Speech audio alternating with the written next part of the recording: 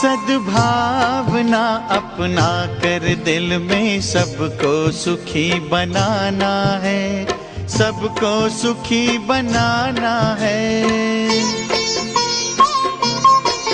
सद्भावना अपना कर दिल में सबको सुखी बनाना है, सबको सुखी बनाना है। सबको सुखी बनाना है, अब नई संस्कृति लाना है, अब नई संस्कृति लाना है। सद्भावना अपना कर दिल में सबको सुखी बनाना है, सबको सुखी बनाना है।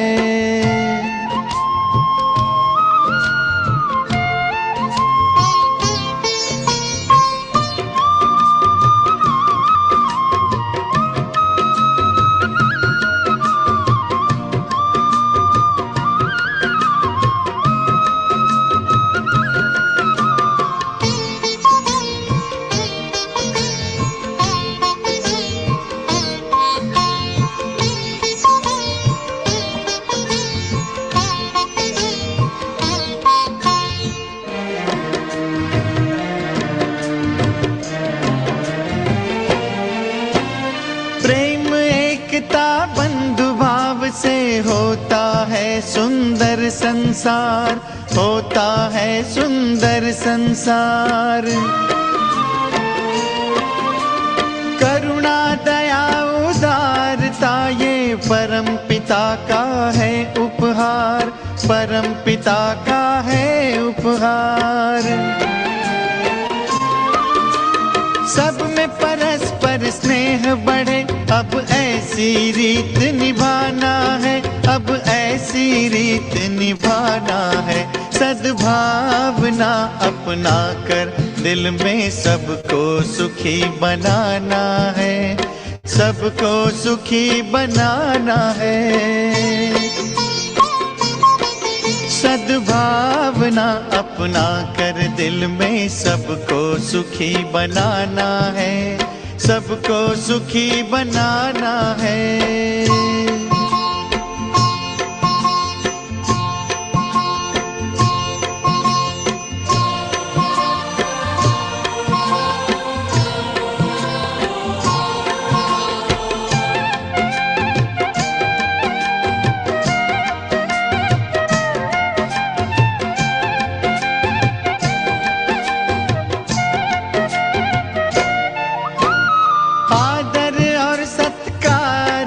सच्चे मानव की शान है, सच्चे मानव की शान है।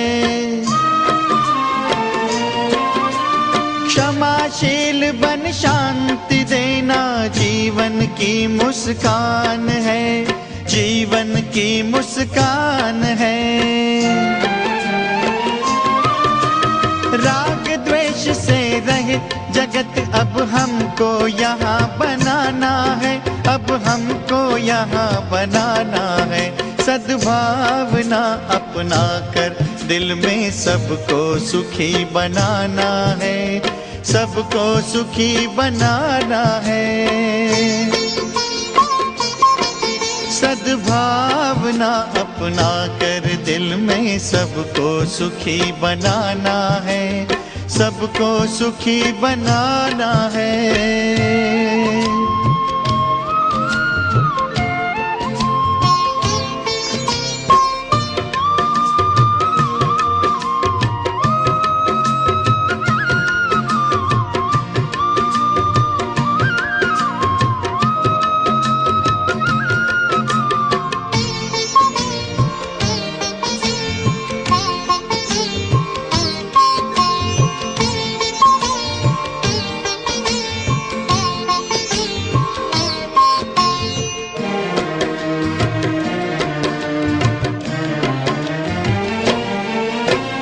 सब अपने हैं, अपनों को हम देंगे सदा शुभ भावना, देंगे सदा शुभ भावना। आओ करें हम सभी के लिए पल पल मंगल कामना, पल पल मंगल कामना। शिव पिता का शुभ संदेशा जन जन को पहुंचाना है, जन जन को पहुंचाना है। सद्भावना अपना कर दिल में सबको सुखी बनाना है, सबको सुखी बनाना है। सद्भावना अपना कर दिल में सबको सुखी बनाना है, सबको सुखी बनाना है। सबको सुखी बनाना है, अब नई संस्कृति लाना है, अब नई संस्कृति लाना है। सद्भावना अपना कर दिल में सबको सुखी बनाना है, सबको सुखी बनाना है। सद्भावना अपना कर दिल में सबको सुखी बनाना है, सबको सुखी बनाना है। ओम शांति। अपने आप पर आ जाएं, मस्तक के बीच एकाग्र करें बुद्धि को, देखें स्वयं को। मैं पवित्रता से भरपूर प्रकाश हूँ, बहुत शक्तिशाली हूँ। स्वयं को स्वयं याद दिलाएं, मैं मास्टर सर्वशक्तिवान हूँ।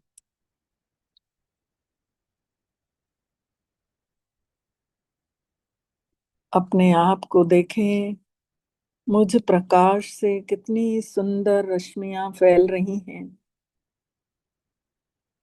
मेरे ही चारों तरफ आभा मंडल ऑरा बनते जा रहा है, और अब मैं इस ऑरे के अंदर हूँ, सुरक्षा कवच के अंदर हूँ।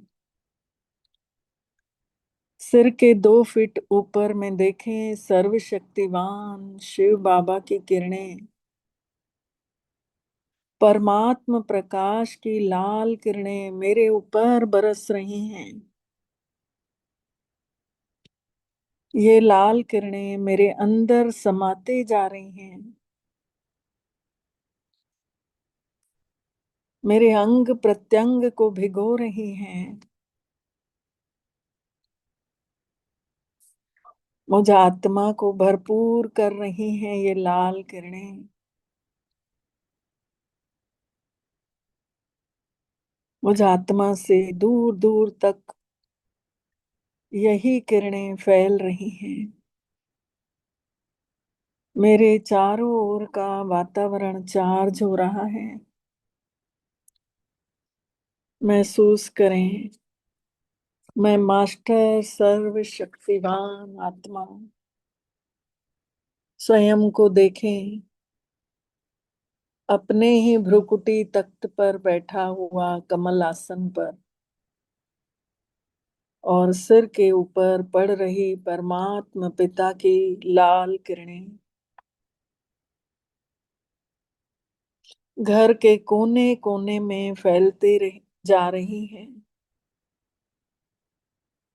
अपने ही घर में देखें, भगवान का प्रकाश चारों ओर फैल रहा है।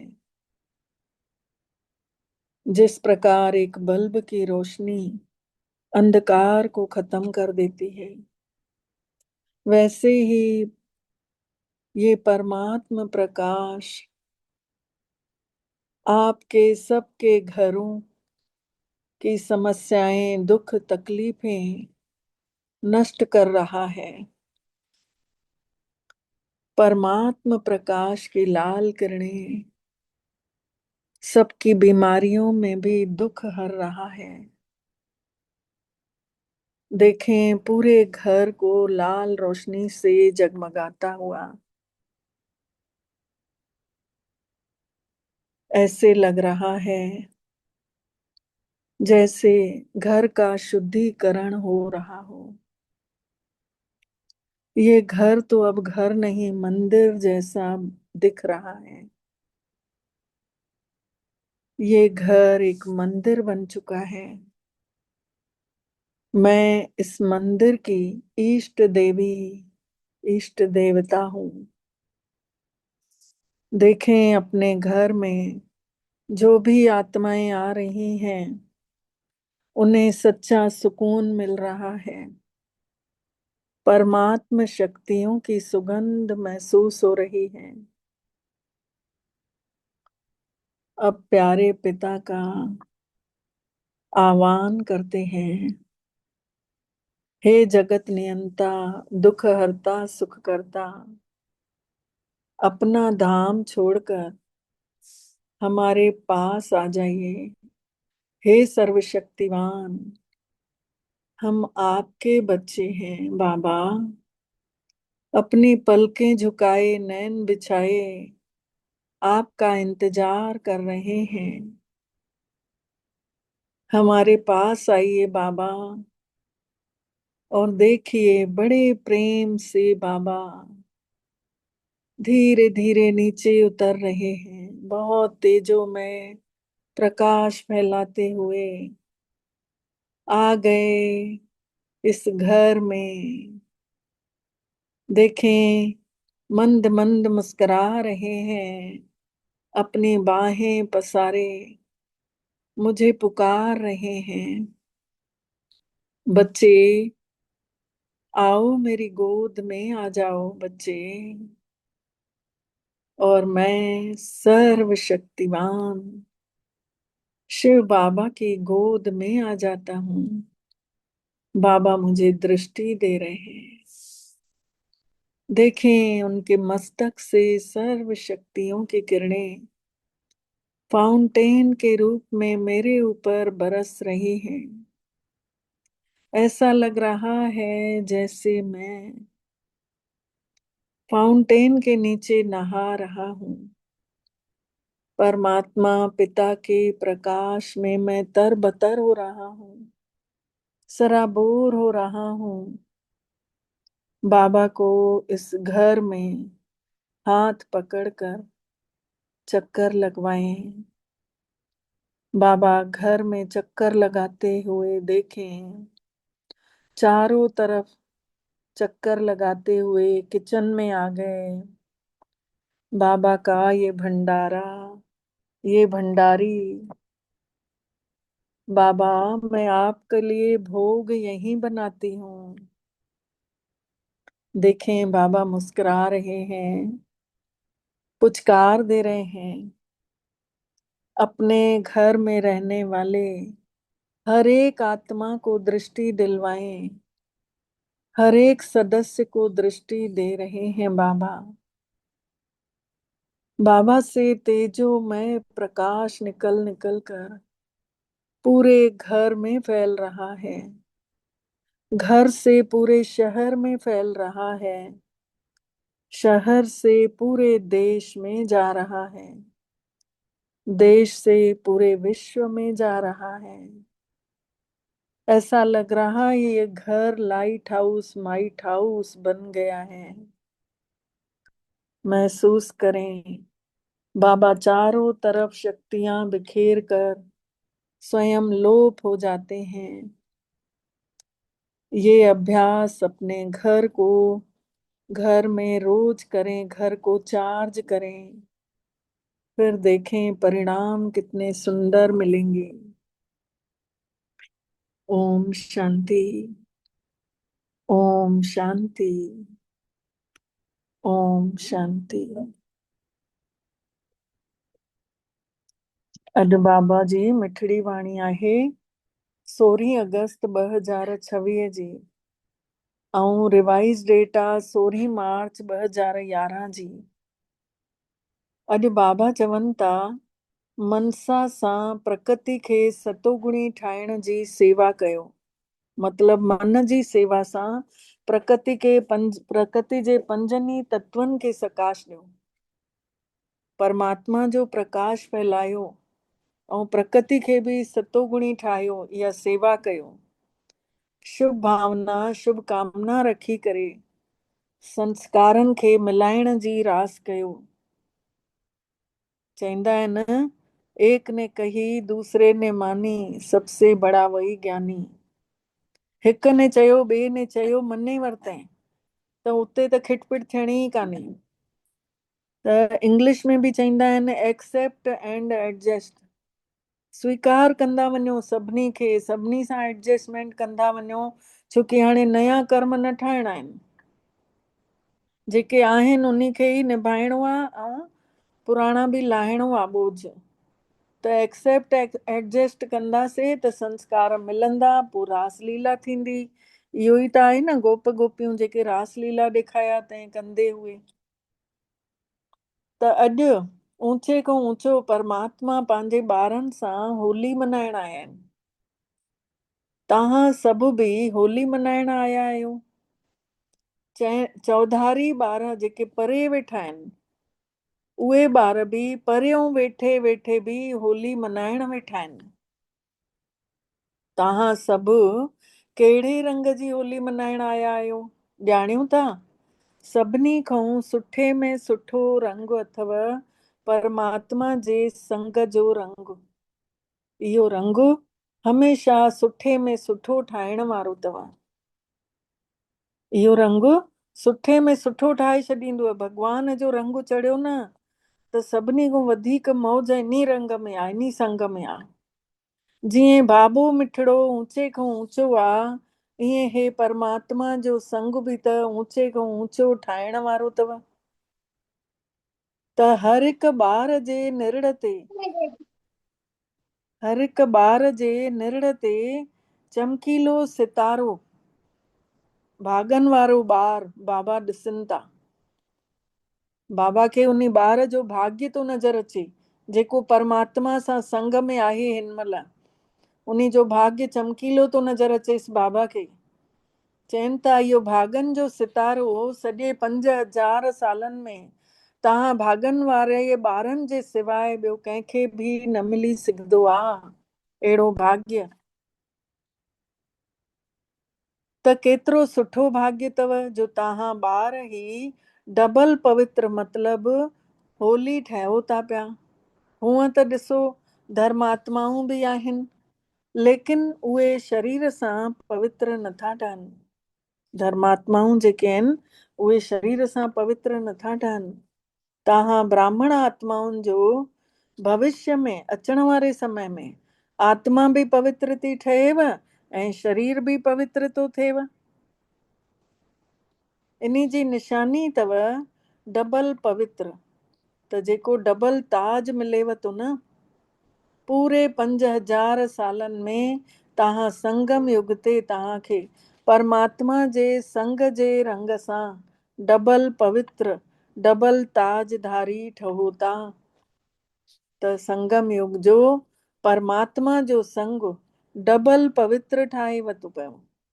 त तव्हां होली परमात्मा पिता सां गॾु रहण सां, भॻवानु पवित्र आहे, एवर प्योर आहे, कॾहिं उन जा हिकु बि गुण घटि न थींदो आहे। त अहिड़े परमात्मा जो जंहिं संग कयो आहे, कंबाइंड थी करे रहूं था, बाबा खे गॾु खणी हलूं था, त असां बि डबल पवित्र था थींदा वञूं। त हमेशह दिलि में भॻवान जो संग यादि हूंदो अथव न। इहो संग ॾिसो केतिरो सुठो संग अथव। इहो संग केतिरो सुठे में सुठो संग अथव जो एॾो सुठो थो ठाहे छॾेव। माण्हू त ॾिसो ॿियनि स्थूल रंगनि सां होली मल्हाईंदा आहिनि, लेकिन तव्हां परमात्मा जे संग जे रंग सां होली ठही था वञो। भॻवान जे संग जे रंग सां पवित्र था थी वञो, उहो बि डबल पवित्र। त तव्हांजी होली दुनिया खां न्यारी परमात्मा जी प्यारी आहे। तव्हांजी होली दुनिया खां न्यारी आहे ऐं परमात्मा खे वणंदड़ आहे। त नशो अथव न, नशो रहेव थो न कि असांजी होली परमात्मा जे संग जे रंग जे करे 2500 साल असां अहिड़ा पवित्र था ठही वञूं जो हिनमहिल ताईं बि तव्हांजा चित्र क़ाइदे अनुसार पूॼा वञनि था। ऐं ॿियो कंहिंजा बि चित्र ईअं प्यार सां कोई बि नथो पूॼा करे पूर्वजनि जी। ऐं तव्हां पाण स्वयं पंहिंजे चित्रनि खे ॾिसी रहिया आहियो ऐं पूॼा बि वञो था। लेकिन हेतिरो समय एतिरी विधि विधान सां पूॼा ई न थींदी आहे ॿियो कंहिंजी सिवाय तव्हांजे। तव्हां हमेशह उमंग उत्साह में रहो था। ब्राह्मण हिनमहिल सभु उमंग उत्साह में हुजऊं था। रहो था न, उमंग उत्साह में रहो था न, त हथ मथे कयो। बाबा चवनि था रहो था कि कॾहिं कॾहिं था रहो कि सदा था रहो। जेके हमेशह रहनि था उमंग उत्साह में, जेके चवनि था कि असां हमेशह उमंग उत्साह में रहंदा बि आहियूं ऐं ॿियनि खे उमंग उत्साह ॾेवारींदा बि आहियूं, त उहे हथ मथे कयो। कॾहिं कॾहिं न, सदा हमेशह रहो था। त सदा शब्द खे अंडरलाइन कयो था न।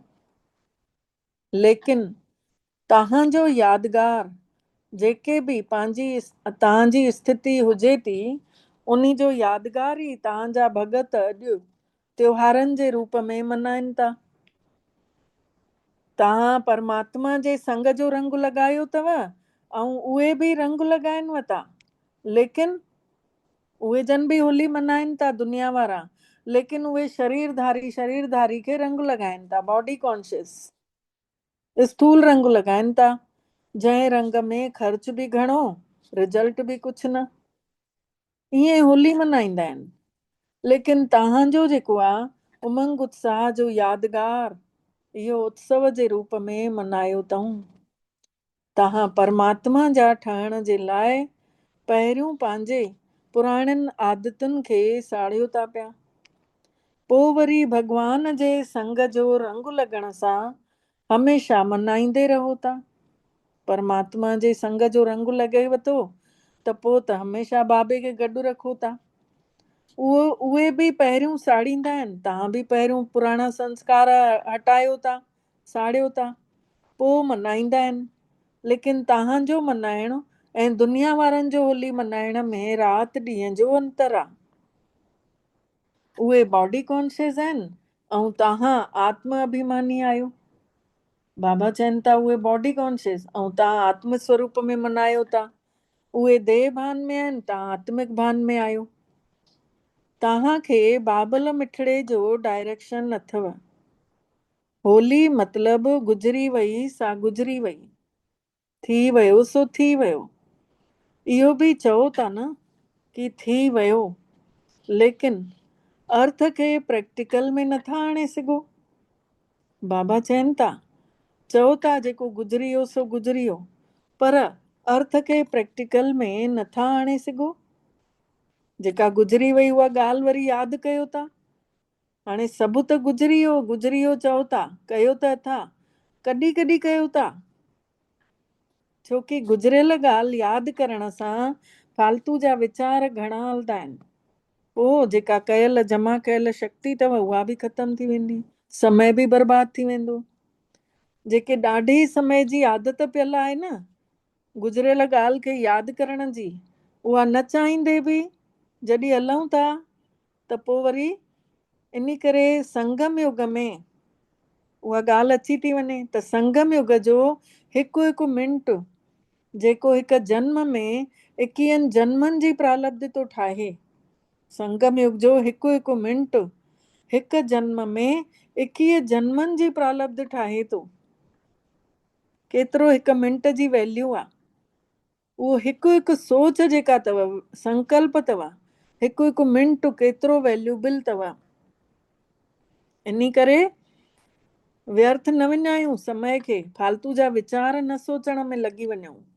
हिकु सेकेंड नथा बर्बाद कयो, मतिलबु केतिरनि जन्मनि जी प्रालब्ध जो फ़र्क़ु पइजी थो वञेव अगरि हिकु सेकेंड बर्बाद कयव त। संगम युग जो ॾिसो केतिरो क़ीमती आहे संगम युग। बाबल मिठड़े ने पहिरियों बि चयो अथईं कि संगम युग जेको आहे उन जो समय ऐं सोच संकल्प कॾहिं बि फालतू न विञाइणा अथव। अगरि हमेशा परमात्मा जे संग में उन्ही जे रंग में रंगियल आहियो, मतिलबु भॻवान खे साथी ठाहे करे रहो था, त संगम युग जो हिकु हिकु संकल्प, हिकु हिकु समय, मतिलबु हिकु हिकु मिंट खे सफल करे सघो था। त चेक कयो पंहिंजो पाण खे कि हिकु हिकु मिंट, हिकु हिकु संकल्प असांजो सफल थिए थो कि फालतू जा वीचार हलनि था। सफल थिएव थो या व्यर्थ थो बर्बाद थिएव, छोकी हिकु मिंट नथा विञायो। 21 जन्मनि जो कनेक्शन हर मिंट सां अथव, हर संकल्प सां अथव। 21 जन्मनि जो कनेक्शन, एतिरी वैल्यू अथव, एतिरी वैल्यू आहे। त पंहिंजे दिलि में सोचो कि एतिरी वैल्यू हमेशा हुजेव थी। बाबा चवनि था पंहिंजी दिलि में सोचो एतिरी वैल्यू हमेशा हुजेव थी संगम युग जे समय जी, संकल्पनि जी। त हिन महिल संगम जे समय जे लाइ चयो वियो आहे कि हिन महिल न कंदव त कॾहिं न करे सघंदव। अब नहीं तो कब नहीं, एतिरी वैल्यू हमेशा यादि हुजेव।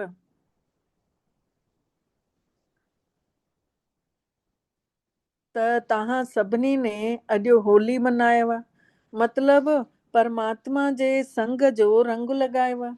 त सॼो ॾींहुं चेक कयव कि बाबे जो रंग लॻल पियो आहे। सॼो ॾींहुं चेक कयव, अॼु अधु ॾींहुं गुज़री वियो त सुबुह खां वठी बाबा जो रंग लॻो पियो आहे, इहो महसूस थियो अथव। परमात्मा जे संग में हुयासीं या वरी ॿिए पासे ॾे समय वियो या संकल्प विया, चेक कयव। कंधु लोॾायो, हथु न मथे कयो। बाबा चवनि था कंधु लोॾायो, हीअं कयो। त बाबा मिठड़ो हमेशा ई इशारा ॾींदा आहिनि कि पंहिंजे मन जे शुभ सतोगुणी संकल्पनि सां प्रकृति खे बि सतोगुणी ठाहींदे रहो।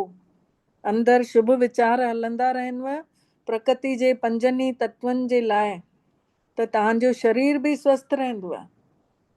इन करे चवनि था कि मन जे शुभ सतोगुणी वीचारनि सां प्रकृति खे बि सतोगुणी ठाहींदे रहो। कि धरती, गगन, आसमान, हवा, अग्नि, पाणी, सभिनी ॾे परमात्मा जूं किरणा हमेशा वेंदियूं थी रहनि। जंहिं महिल सोचूं तंहिं महिल उन्हनि खे दान ॾींदा रहूं त असांजो ई शरीर स्वस्थ रहंदो। त बाबा चवनि था इहा मन जी सेवा यादि हुजेव थी, इहा मन जी सेवा हमेशा कंदे रहिणो आहे। त इहा यादि हुजेव थी कि असांखे कंदे रहिणो आहे, छोकी हिन महिल प्रकृति जेका आहे वॾे रूप में पंहिंजो कमु करण वारी अथव। इहो त नंढड़ी सी ॻाल्हि आहे, लेकिन प्रकृति खे त माण्हुनि जूं आत्माऊं केॾियूं तंग थियूं करनि। धरती खे ई ॾिसो, अॼु उपजाऊ ठाहिण लाइ केॾा यूरिया, केॾा रसायन विझनि था पिया उन में, केॾी मतिलबु न जोरीअ उगाइनि था पिया। ऐं खीर में बि ॾिसो, मेंहुनि खे, गांयुनि खे इंजेक्शनियूं हणी हणी करे जोरीअ खीर कढनि था पिया, उन्हनि जे ॿारनि खे खीर नथा पीअण ॾियनि। त इहे प्रकृति खे तंग कयो अथऊं न माण्हुनि ने, आत्माउनि ने, त इहा इन करे उहा बि तंग करणु शुरू करे थी। इन करे बाबा चवनि था जीअं माया जीत ठहण जो ध्यानु रखो था न, कि माया खे जीतणो आहे, रखो था न ध्यानु। माया सां वाइदो कयो अथव न कि तुंहिंजो कमु अथई अचणु ऐं मुंहिंजो कमु अथई जीत प्राप्त करणु। अचु तूं। कबड्डी खेॾंदा आहिनि न माण्हू, त कीअं कंदा आहिनि, चवंदा आहिनि ॿिए वारे में हली वेंदा आहिनि, ॿिए प्लाट में जिते उन्हनि जा ॿिया पूरी टीम हूंदी आहे, उते हिकु ॼणो वेंदो आहे ऐं पतो अथसि कि मुंहिंजी टंग बि खीचींदा, मूंखे पकिड़े बि सघंदा आहिनि। उन खां पोइ बि वेंदो आहे न कबड्डी करे ऐं जीत पाए अची वेंदो आहे, कंहिं न कंहिंखे छुई करे भॼी ईंदो आहे। त बाबा चवनि था तव्हां बि माया सां वाइदो कयो अथव न कि तुंहिंजो कमु अथई अचणु ऐं मुंहिंजो कमु अथई जीत पाइणु। कयो अथव न वाइदो सभिनी ने कयो अथव न, बाबा पुछनि था। त माया जीत ठहिणो अथव न, अहिड़ी ई ईअं ई तव्हांखे प्रकृति खे बि जीतणो अथव। प्रकृति जे पंजनि ई तत्वनि खे बि सकाश ॾियणो अथव, छोकी तव्हांखे ई राजाई बि करणी अथव। तव्हांजी राजाई अचे थी न, त नशो चढ़ियल अथव न। माण्हू त ॾिसो सोचींदा रहंदा आहिनि कि छा थींदो, ड्रिजनि था पिया, लेकिन तव्हांखे त पतो अथव त हिन महिल संगम युग जेको आहे अमृत वेलो हले थो पियो। संगम युग अमृत वेले वांगुरु हले थो। अमृत वेलो ई आहे पूरो संगम युग। त अमृत वेले खां पोइ छा ईंदो आहे? सुबुह थी वेंदी आहे। त उन्हीअ सुबुह में ई असांजो राज्य अचिणो आहे। अथव नशो कि असांजी राजाई अचणी आहे संगम युग में, हिन सुबुह में। असांजो राज्य आहे या छड़ो वॾनि वॾनि जो राज्य आहे? बाबा चवनि था जेके महारथी आहिनि, जेके मधुबन में वेठा आहिनि, उन्हनि जो ई छड़ो राज्य ईंदो कि तव्हांजो बि ईंदो? तव्हां सभिनि जो राज्य ईंदो न। तव्हांखे चिंता त न अथव न कि छा थींदो? सुठे में सुठो थींदव। त तव्हांजे राजाईअ में प्रकृति बि सतो प्रधान थियणी अथव। असांजी राजाई जॾहिं हलंदी आत्माउनि जी, त प्रकृति बि सतो प्रधान थी वेंदी, छोकी आत्म स्वरूप हिन महिल ई बाबा असांखे पक्को कराइनि था। आत्म स्वरूप सां पाण वणनि जे अॻितो वेंदासीं न, त वणनि खे बि सुकून मिलंदो। धरतीअ ते पेर कदम रखी हलंदासीं त धरतीअ खे बि शक्ति मिलंदी, असांजे आत्म स्वरूप सां अगरि हलूं था त। आसमान ॾे ॾिसंदासीं त आसमान खे परमात्मा जूं किरणा मिलंदियूं, उन खे मज़ो अचणु लॻंदो, हवा खे वणणु लॻंदो। प्रदूषित हवा जेका आहे ख़ुशबूदार थी वेंदी असांजे आत्मिक स्वरूप सां। सोचो केॾा फ़ाइदा आहिनि। पाणीअ में जेको खारोपन अची वियो आहे न, उन में मिठास अची वेंदो, परमात्मा जो प्रकाश पवंदो पाणीअ में। त बाबा चवनि था तव्हां जंहिं महिल आत्मा राजा ठहंदव न, तॾहिं त प्रकृति बि सतो प्रधान थींदव। त प्रकृति खे तमो गुणी खां सतो गुणी केरु ठाहींदो? बाबा पुछनि था।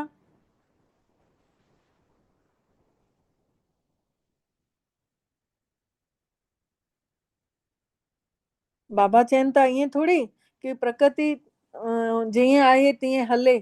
तव्हांजे राज्य में ईअं हलंदी छा? हलंदी? हा कयो या न कयो, बाबा चवनि था न हलंदी न अहिड़ी प्रकृति। त प्रकृति खे सतो गुणी केरु ठाहींदो? तव्हां ई ठाहींदव न। इन लाइ हिन महिल अचानक जो पहिरियों सीन नंढड़ो अथव, इहो जेको शुरू थियो अथव। अञा त वॾा वॾा अचणा अथव, ऐं अचानक अचणा अथव। जेको सोच में बि न हूंदव न, उहो थियणो अथव। बाबल मिठड़े ने ॾाढे समय खां असां सभिनी खे रोज़ रोज़ शिक्षाऊं ॾियनि था, इहो पाठ पढ़ाइनि था कि अचानक थियणो अथव, कुझु बि थींदो।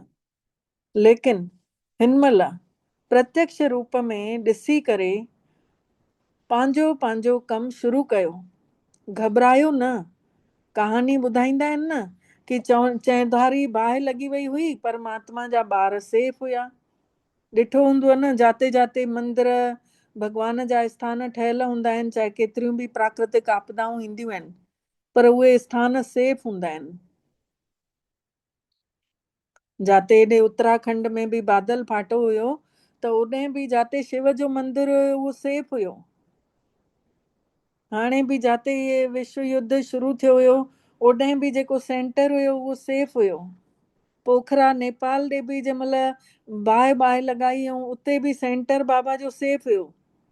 त बाबा चवनि था चौधारी बाहि लॻी, इहे कहानियूं ॿुधाईंदा आहिनि न भक्तीअ में, लेकिन परमात्मा जा ॿार सेफ हुया। त हिन महिल बि ॿार त सेफ आहिनि न।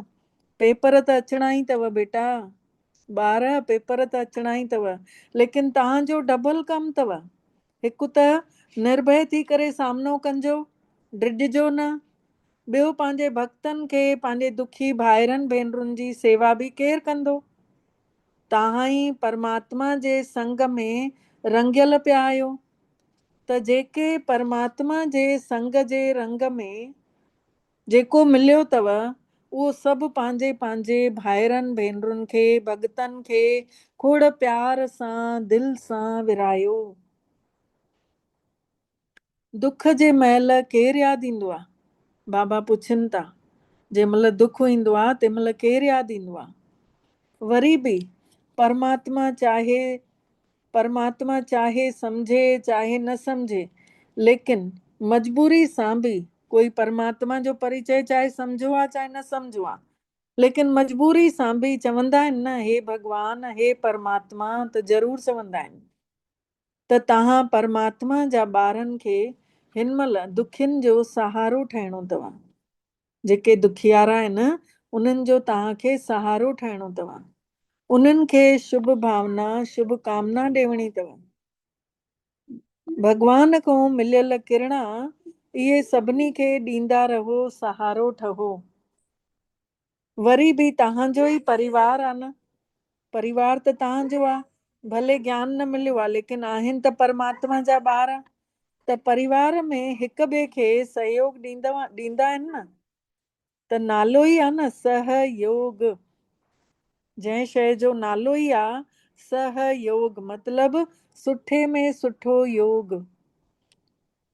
इहो ई साधन अथव सहारो ॾियण जो।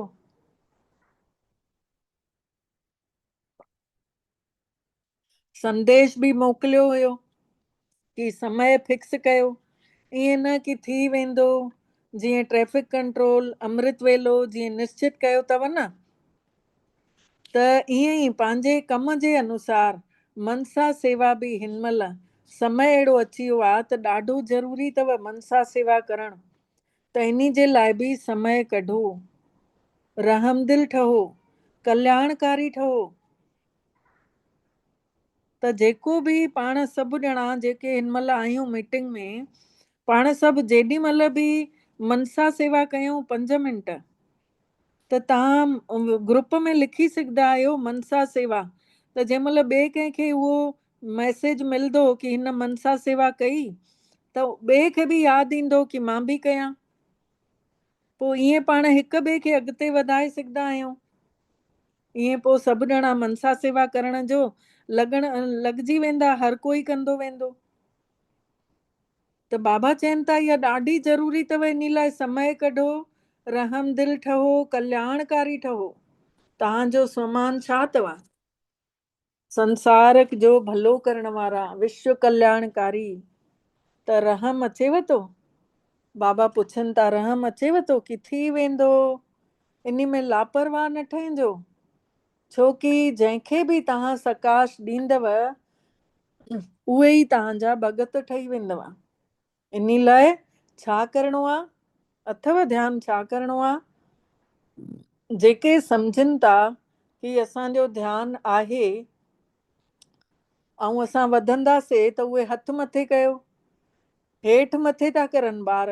उन महिल जेके ॿार आयल हुया 16 मार्च जो 2011 जो, त उहे जन हर हथ खे मथे पिया करनि, वरी हेठि पिया करनि। त बाबा चवनि पिया कि हिते ॾिसण में अचो था, टीवी में बि नज़र अचो था।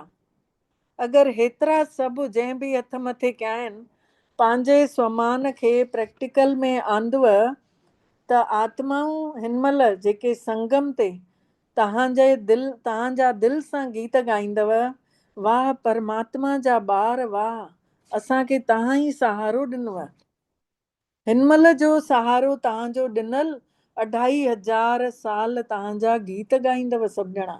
इन करे सहारो ॾींदा रहो, सकाश ॾींदा रहो सभिनी खे, प्रकृति खे बि त दुखी आत्माउनि खे बि। तव्हां उन्हनि जा पूर्वज आहियो।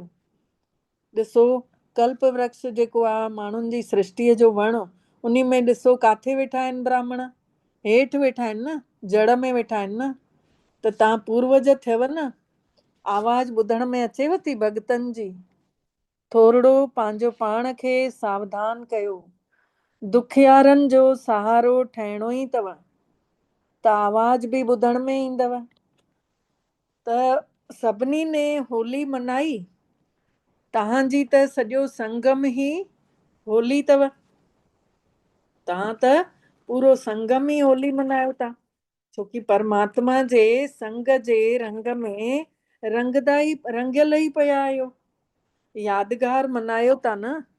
हिकु ॿ ॾींहं, लेकिन दुनिया वारा हिकु ॿ ॾींहं यादगार मल्हाइनि था असांजी यादगार। ऐं तव्हां त पूरो संगम युग परमात्मा जे संग में रहण वारा आहियो, त नशो चढ़ियल अथव न। ॾिसो, माण्हू वीचारा घुरंदा रहंदा आहिनि, हे प्रभु हे करे छॾ, रहम करे छॾ, हो करे छॾ, लेकिन तव्हांखे 21 जन्मनि जी गारंटी मिलियल अथव। कॾहिं दुख या सपने में बि कोई अहिड़ो सीन न ईंदव, संकल्पनि में बि दुख जी लहर न ईंदव, सपने में बि सोचो दुख न ईंदो।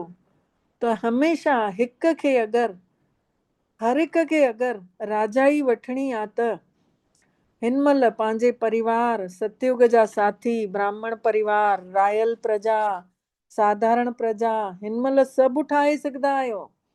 ब्राह्मणनि खे बि सकाश ॾेई सघंदा आहियो, दुनिया वारनि खे बि ॾेई सघंदा आहियो, दुखी आत्माउनि खे, बीमारनि खे बि सकाश ॾेई सघंदा आहियो, प्रकृति खे बि ॾेई सघंदा आहियो। 21 जन्मनि जी गारंटी अथव कि हिन महिल थोरी सेवा कंदव, हिन महिल थोरो समय कढंदव, छोकी तव्हां वटि त संकल्पनि जी शक्ति त अथव ई अथव न। छड़ो जेको बाबल खां मिलियो अथव उहो पंहिंजे भाइरनि भेनरुनि खे बि ॾियो। जेको बाबा खां मिलियो अथव उहो पंहिंजे भाइरनि भेनरुनि खे बि ॾियो। बाबा ने पहिरियों बि चयो हुयाव त हमेशह इहो चेक कयो कि मूंखे ब्राह्मण परिवारनि जे विच में रहंदे हुए संस्कार मिलाइण जी रास करणी अचे थी। पंहिंजो पाण खे चेक कयो कि मां सभिनी सां गॾु एडजस्ट कयां थी।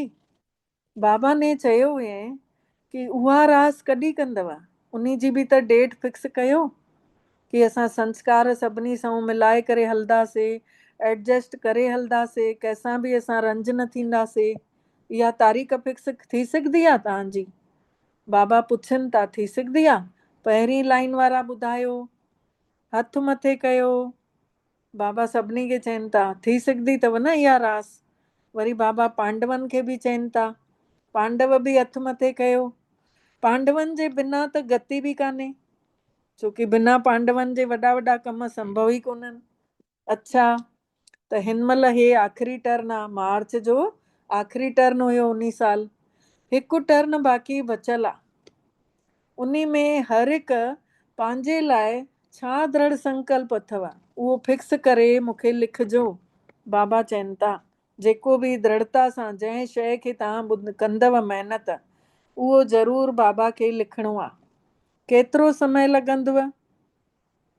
जो ब्राह्मण परिवार में काथे बि कॾहिं बि तव्हांजा पोइ संस्कार पंहिंजो कमु न करनि, मतिलबु डेट फिक्स करे लिखंदासीं असां, हे संस्कार पंहिंजो ख़तमु करे ई रहंदासीं।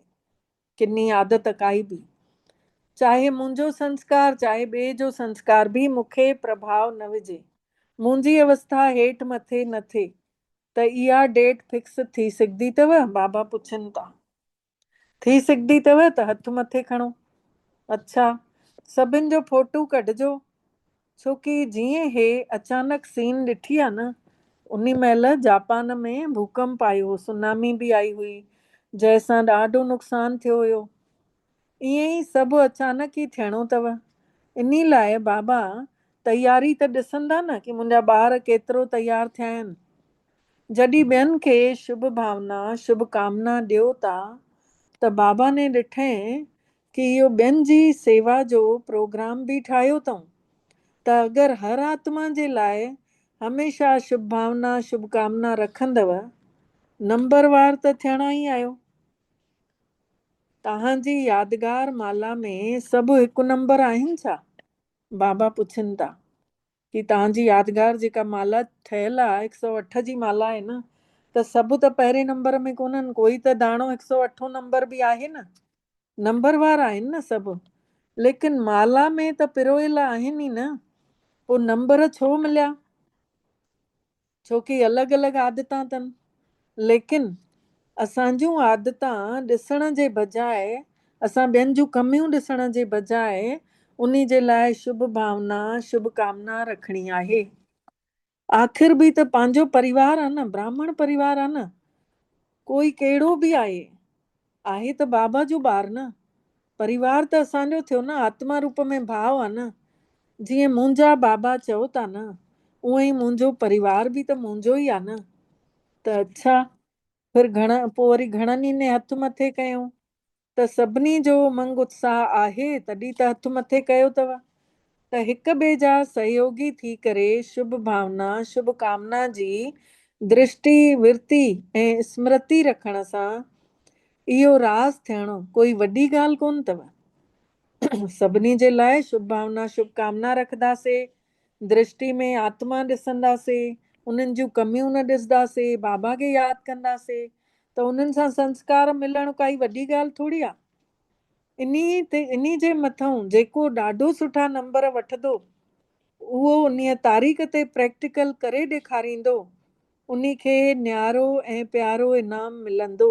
इन जो मतिलबु उहो आत्म स्वरूप में बाबा जी नज़र उन ते रहंदी, उन जी आत्म स्वरूप स्थिति पकी थी वेंदी। उहो हिलंदो न, पोइ शरीरधारी न सम्झंदो उन ॾींहं खां पोइ। त बाबा चवनि था उन खे न्यारो ऐं प्यारो इनाम मिलंदो। इनाम हिन महिल न ॿुधाईंदोमांव, लेकिन बाबा पाण ई इनाम ॾींदा। छोकी सेवा करण जे लाइ समय त कढणो पवंदो न। सेवा मनसा सेवा करण लाइ समय त कढणो ई आहे न। त इहो जेको संस्कार अथव, संस्कारनि जी जेका आदतुनि जी खिटखिट जो समय जेको आहे, इहो पंहिंजे तरफ़ खीचेव थो पियो। इन लाइ समय जी हिन महिल ज़रूरत आहे। ठीकु आहे न? बाबा पुछनि था, ठीकु आहे न? इहे सभु मधुबन वारा वेठा आहिनि न। अॻितो वेहण वारनि खे ॾिसी करे बाबा चई कि इहे मधुबन वारा वेठा आहिनि न, पसंदि अथव न? छोकी मधुबन में जेके रहनि था उहे विशेष आहिनि। बाबा जो बि मधुबन में रहण वारनि सां दिलि जो प्यार आहे, ऐं मधुबन वारनि जो बि बाबा सां ओड़ो ई प्यार आहे। त इहो बि बाबा चवनि था कि बाबल सां प्यार अथव ऐं रहंदव, मिटी न सघेव थो। अमर आहियो न इन में अमर आहियो। इहो प्यार जेको आहे न मिटंदव न घटंदव। तॾहिं त मधुबन में रहण वारा ठहिया आहियो। काॾे बि मधुबन में रहण वारा वेंदा आहिनि न, त सभु ॼणा कहिड़े सम्मान सां ॾिसंदा आहिनि उन्हनि खे कि हे मधुबन खां आया आहिनि, हे मधुबन खां आया आहिनि। इन लाइ इहो ध्यानु रखिणो अथव कि आख़िरी टर्न खां पहिरियों सभु मधुबन में कोई बि स्थान फिक्स रखिजो, मुक़ररु कजो, जाते पंहिंजी चिटकी विझिजो, लेकिन आख़िरी टर्न खां पहिरियों चिटकी विझिजो। पोइ सभिनी ने होली मनायव होली? पुछनि था मधुबन वारनि खां। तव्हांजी त रोज़ होली अथव। हिन महिल त इहो त ॿाहिरों जो थोरो मनाइणो पवंदो आहे। काॾे मनाइण वञूं, हिते ई त मनाईंदासीं, लेकिन उहा त रीति रस्मां ठहियल आहिनि होली जूं। त सभिनी चौधारी ॿारनि जे लाइ बाबा ॾाढे प्यार सां, ॾाढा प्यारा लाडला सिकी लधा स्वमानधारी हर ॿार खे बाबल मिठड़ा पदम गुणा यादि प्यार ॾेई रहिया आहिनि, ऐं दिलि जो दुलार बि ॾियनि था। बाबा ॾिसनि था चौधारी ऐं सभु ॼणा ॿार ॿुधी करे ख़ुशि था थियनि कि असांखे बाबा लाडलो ॿार थो चए, सिकी लधो ॿार थो चए, राज दुलारा ॿार थो चए, दिलि जो दुलार थो ॾे।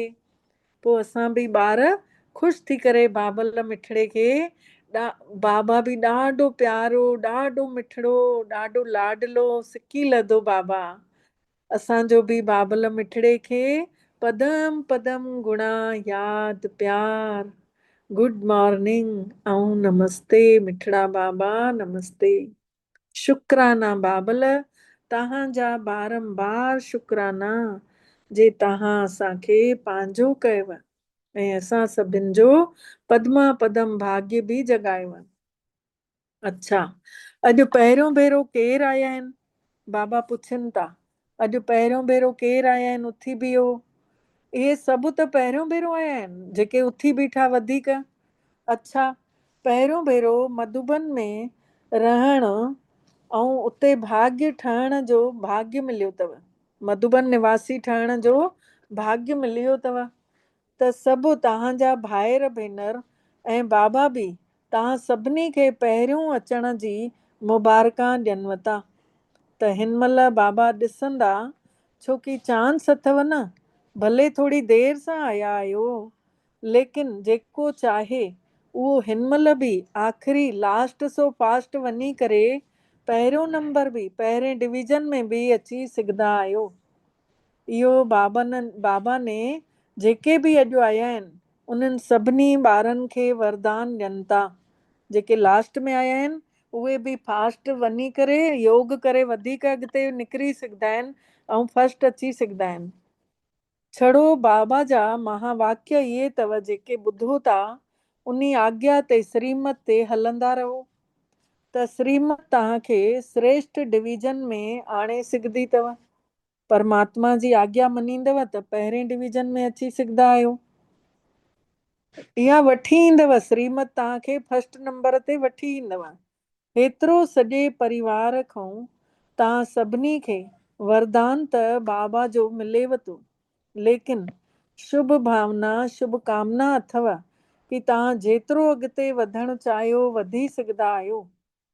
सभई तव्हांखे दिलि सां दुआऊं ॾींदव।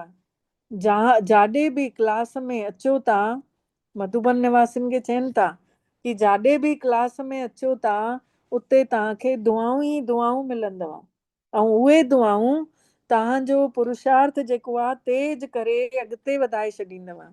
त इहो निश्चय रखो। अच्छा, हिन महिल बाबा सभिनी खे ॾाढो बढ़िया सां सुहिणी सुहिणी गुड नाइट करे रहिया आहिनि। अच्छा, असां ॿारनि जी बि बाबल मिठड़े खे गुड नाइट। बाबा वरदान आहे, हर संकल्प ऐं कर्म में सिद्धि ऐं सफलता प्राप्त करण वारा संपूर्ण मूर्त ठहो। हर सोच में ऐं कर्मनि में सिद्धि मतलब सफलता मिलण वारा, सफलता पाइण वारा संपूर्ण मूर्त ठहो। संकल्पनि जी सिद्धि तॾहिं मिली सघंदी अथव जॾहिं सुठा संकल्पनि जी रचना कंदव, सुठी सोच रखंदव। जेके वधीक सोचींदा आहिनि उहे उन्हनि सोच जी वरी पालना न करे सघंदा आहिनि। त इन जे लाइ जेतिरी रचना ज़्यादा रचींदव ओतिरो ताक़त घटि थींदी वेंदव। मतलब जेतिरी सोच वधीक हलंदव ओतिरी ताक़त घटि थींदी वेंदव। पावरफुल संकल्प जेके हूंदा आहिनि उहे थोरा ई हलंदा आहिनि, सोच उहा घटि ई हलंदी आहे। ऐं जेके नेगेटिव हूंदा आहिनि उहे बि वधियल हूंदा आहिनि, ऐं जेके फालतू जूं ॻाल्हियूं हूंदियूं आहिनि उहे त अञा बिना सिर पैर जूं ॻाल्हियूं ईंदियूं वेंदियूं आहिनि। त इन करे बाबा पहिरियों ई ध्यानु खिचवाइनि था कि अगरि फालतू जो सोचींदव त जेका कमाई कयल आहे अमृत वेले जी उहा अॼु ई पंहिंजी ख़तम थी वेंदी, फालतू जे वीचारनि जे करे, सोच जे करे। त पहिरियों त फालतू जा इहे वीचार सोचणु बंदि कयो, तॾहिं सफलता मिलंदव। ऐं कर्मनि में सफलता पाइण जो तरीक़ो अथव कि कर्म करण खां पहिरियों आदि मध्य ऐं अंत कि हिन कर्म जो परिणाम छा थींदो इहो ॼाणे करे पोइ कर्म कयो। इन सां ई तव्हां संपूर्ण मूर्त ठही वेंदव।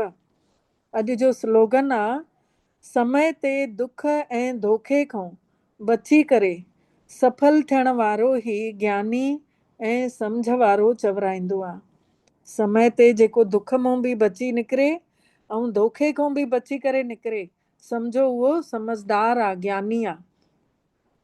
अव्यक्त इशारे जो पॉइंट आहे, अपवित्रता जे ॿिज खे बि समाप्त करे पूरा पवित्र ठहो।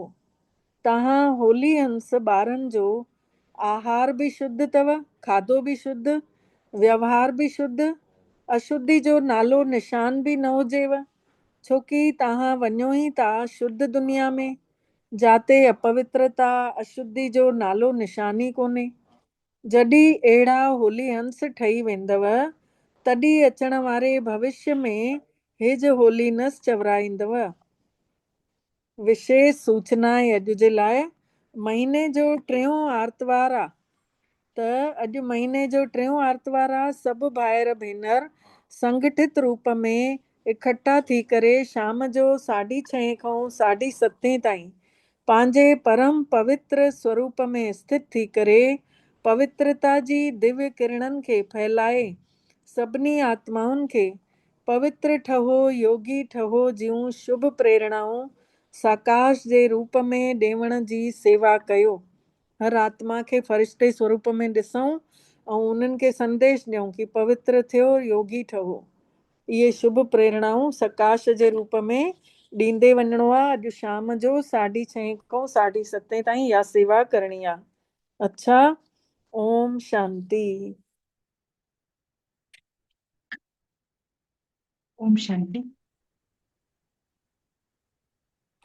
ॾिसूं पंहिंजे पाण खे।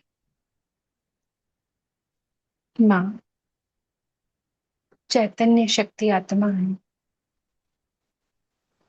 मां आत्मा में निरंतर किरणा चारों तरफ फैलजनि थी पई।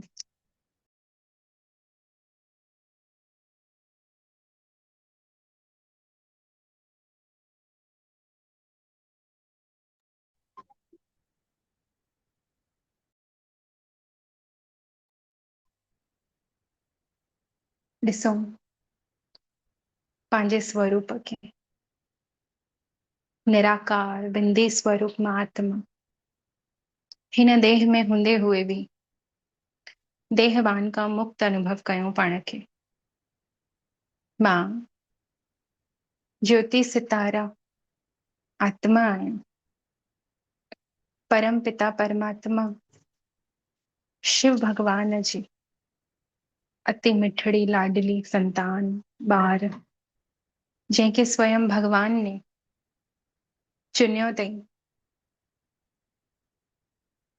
ऐं रोज़ रोज़ ज्ञान जे श्रृंगार सां श्रृंगारित करे विश्व कल्याण जे कार्य हेतु निमित्त ठातो अथई। स्मृति में आणो पंहिंजे विशेष कार्य के, पंहिंजे विशेष हिन संगम योगी जन्म के महसूस कयूं ॾिसूं। इहो असांजो संगम योगी ब्राह्मण जन्म इन युग में अवतरण थियो ही आहे विश्व परिवर्तन जे कार्य हेतु महसूस कयूं। असांजे मथां जिम्मेवारी जो विशेष ताज आहे। बाबा ने असांखे चुनियो अथई। हर आत्मा के सुख शांति जी पवित्रता जी अनुभूति कराइण लाइ त स्थित थी वञूं पंहिंजे उन स्वरूप में ॾेवण वारे देवताई स्वरूप में। ॾिसूं पाण खे मां विश्व कल्याणकारी दैवी स्वरूप देवात्मा आहियां। ॾिसूं मां आत्मा मां निरंतर किरणा प्रकाश मुंहिंजे मस्तक खां वठी मुंहिंजे पेरनि जे नखुननि ताईं मुंहिंजो पूरो देह प्रकाश जो थी परमात्मा जी किरणनि सां प्रकाशमय थी चारों तरफ प्रकाश बिखेरे थो। आसपास जी हिक हिक आत्माउनि ते इहो प्रकाश वञे थो ऐं सभिनीनि खे सुख शांति प्रेम पवित्रता जी शक्ति जी अनुभूति कराए थो। ॾिसूं हाणे हिन प्रकाश जे देह के बि छॾे मां निराकार विंदी स्वरूप आत्मा सेकंड में पहुची थी वञा सूक्ष्म वर्तन में। ऐं ॾिसां थी हुते सम्मुख अव्यक्त संपूर्ण फरिश्तो ब्रह्मा बाबा ॾिसूं असांजे सम्मुख अची विया आहिनि ऐं उन्हनि जे मस्तक में शिव परमात्मा जो परम धाम मां अवतरण थियो आहे। हाणे ॾिसूं भगवान शिव भगवान ने मिठड़े बाबल ने असांखे जीअं धरती मां चुनी करे मथे सूक्ष्म वतन में आणियो अथई विश्व कल्याण हेतु। ॾिसूं सूक्ष्म वतन में बाबा जे स्वरूप जहिड़ो ब्रह्मा बाबा जे असांजो बि लाइट जो देह रूपी वस्त्र असांने धारण करियो वरितोसीं ऐं महसूस कयूं था बाबा जे चमकीले स्वरूप जे अॻियां असांजो स्वरूप थोड़ो घटि चमकीलो आहे ऐं लक्ष्य बाप समान सर्व गुण संपन्न संपूर्ण पवित्रता जी मूर्त संपूर्ण फरिश्तो ठहण जो बाबा वांगे ब्रह्मा बाबा वांगे। त उनजे लाइ जेका कर्म ब्रह्मा बाबा ने कई असांखे भी पंहिंजे जीवन में उहो ई कर्म करणा आहिनि। बाबा ने निस्वार्थ सभिनीनि खे शुभ भावना निरंतर मन सां ॾींदा रहिया ऐं असांखे भी मनसा सां हर आत्मा जे प्रति शुभ भावना निकिरंदो रहे। महसूस कयूं परमात्मा जी दिव्य शक्तियुनि जी अनुभूति ब्रह्मा बाबा जे द्वारा असां फरिश्ते खे थिए थी ऐं असां फरिश्तो इहे दिव्य शक्तियूं स्थूल लोक में ॾिसूं पृथ्वी में धरती जे अंदर हुते रहण वारी हिकु हिकु आत्मा चाहे वो मनुष्य आत्मा आहे चाहे वह पशु पक्षियुनि जी आत्मा आहे चाहे उहे प्रकृति आहे सभिनीनि ताईं परमात्मा जी किरणा वठी करे बिखेरूं था पिया। पूरे ग्लोब जे चारों तरफ़ ॾिसूं परमात्मा जी शक्तिशाली किरणा फैलिजी वयूं आहिनि ऐं हिकु हिकु आत्मा खे सुकून संतुष्टता जो अनुभूति कराइनि थियूं। प्राकृतिक आपदाउनि जो समय में भी उहे आत्माऊं हलचल में नथी अचनि स्थिर अचल अडोल थी हुजनि। ॾिसूं सभिनीनि खे परमात्मा जो आत्मा जो परिचय मिले थो मनुष्य आत्माउनि खे ऐं लक्ष्य मिले थो मनुष्य खां देवता ठहण जो ॾाढो ऊंचो लक्ष्य। अहिड़े मिठड़े बाबल खे दिल सां शुक्राना कयूं था जे बाबा ने असांखे हिन कार्य हेतु चुनई फलह स्वरूप मन में ख़ुशी जी लहर अहिड़े रीति सां उत्पन्न थिए थी जो कोई इन ख़ुशी खे खसे ई नथो सघे। इहा अहिड़ी ख़ुशी आहे अविनाशी ख़ुशी जो केवल हिन संगम ते परमात्मा जो राइट हैंड ठही उनजे हिन कार्य में सहयोगी ठही करे मिले थी इहा ख़ुशी जो खजानो ॿियो कॾहिं नथो मिले। त दिल सां अनुभव कयूं था हिन ख़ुशी खे पाण खे संपन्न महसूस कयूं था। ॾिसूं हाणे मां फरिश्तो पंहिंजे फरिश्ताई ड्रेस खे लाहे निराकार स्वरूप में बिंदी महात्मा वञा थी पंहिंजे घर परम धाम। ॾिसूं पहुची वियासीं सेकेंड में बाबा जी बिल्कुलु सम्मुख निराकार स्वरूप में मिठड़ो बाबल सभिनीनि खां ऊंचे स्थान ते परम धाम में किरणनि रूपी बाहुनि सां महात्मा जो स्वागत कनि था ऐं ॾिसूं बाबा ने किरणनि सां मांखे जकड़े रखियो। ॾिसूं निरंतर किरणा जाल जे रूप में मूंखे फासाए रखियो आहे ऐं मां बिंदी आत्मा उन किरणनि रूपी जाल में हसी करे ईअं लॻे थो इहो फसणु ॾाढो सुठो थो लॻे सुकून थो मिले बाबल जे इन किरणनि में। ईअं लॻे थो बाबा ने जीअं पंहिंजी गोद में विहारे रखियो अथई ऐं निरंतर तेजोमय किरणा असां आत्माउनि में बिखेरनि था ऐं असांखे मिठड़े बाबल जो प्यार जो अनुभव थिए थो। उनजी अहिड़ी मिठड़ी पालना मिले थी परम धाम में। ॾिसूं हर संबंध परमात्मा सां महात्मा जोड़े सघंदी आहियां ऐं पंहिंजे मन जी हर उहा ॻाल्हि जेकी असां ॿिए खे न करे सघंदा आहियूं मिठड़े बाबल सां करे पूरी तरह सां हल्का था थी वञूं। महसूस कयूं महात्मा परमात्मा प्रेम में गहराईअ सां खोइजी वई आहियां, लवलीन अवस्था जो अनुभव कयूं था।